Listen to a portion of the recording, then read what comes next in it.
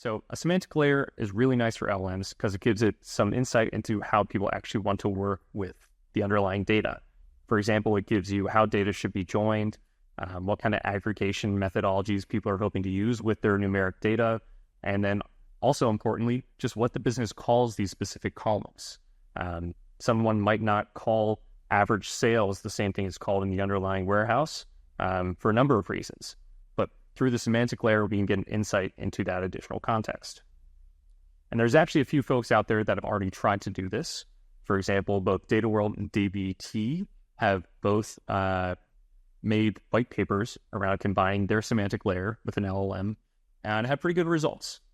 However, both of these have actually struggled once the solution SQL gets a little convoluted and the questions get a little bit more complex. So there's definitely room for improvement here. And that's where we think AtScale specific semantic layer can provide some additional value. So AtScale semantic layer has a couple of key benefits that make it very good for LLMs, actually. The first of these benefits is that semantic objects actually have definitions as well as descriptions. So for the LLM, this is all just additional context that can be used when trying to solve the question. So more context is generally good for the LLM, and having this additional metrics are actually very valuable. For example, when you make a measure or something in the semantic layer, you have fields for a human-readable name, additional descriptions, and then you can also see how it maps back to the warehouse. So you have a number of ways that you can see that you refer to a specific object from both the business and the warehouse perspective. Second, AtScale has what's called an inbound query interpreter, and this is built off of a single logical table. What this means for the LLM is that there is a radically simpler question that is trying to solve.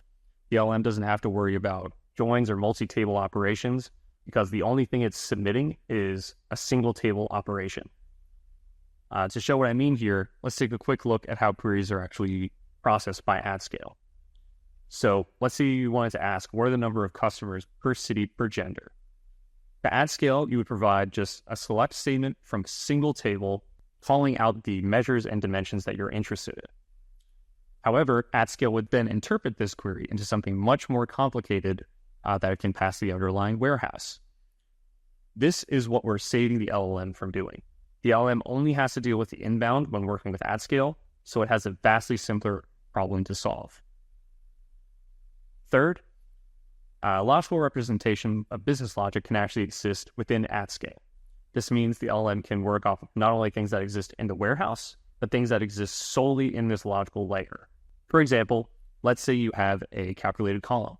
This is something that does not exist within the base warehouse, but because it exists as a logical object within the semantic layer, it can be used by the LLM to generate queries. So there are a number of benefits that actually interact with both the prompt side and the solution side of the LLM that make AtScale a very good candidate for this kind of work.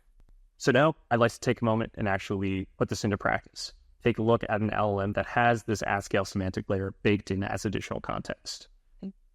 So here we have another Jupyter notebook, this time having AtScale being fed in as additional context.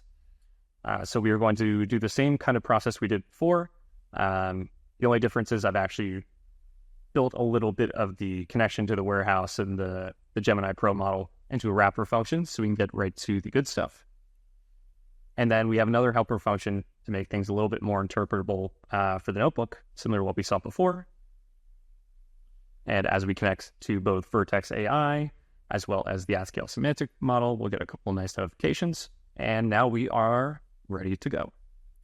So again, we're going to start off with these same questions, something nice and easy. List the first, last name, and occupation of all the customers. We are again going to ask the LLM to generate us some SQL. You can see here that it, again, was able to do that quickly. And then we get our results from the AtScale semantic layer. So those look good. So we were able to solve the easy question. Let's move on to something a little more complex. For example, what is the count of unique customers in each country? We can feed that into the LLM and get a nice SQL response back. And now let's see if this is correct SQL. And it looks like that was. So immediately we can see that the AtScale semantic layer was able to empower the LLM, we get a nicer response. Finally, let's do an even more complex question. So, how many unique customers are there for each gender within each country? So we can pass that off to the LLM and run our results from that query. Great. And we can see a nice response there. So we have the genders being factored in as well as the country and our unique user count. So it looks like the LLM was once again able to succeed when it had the context of the AtScale semantic layer.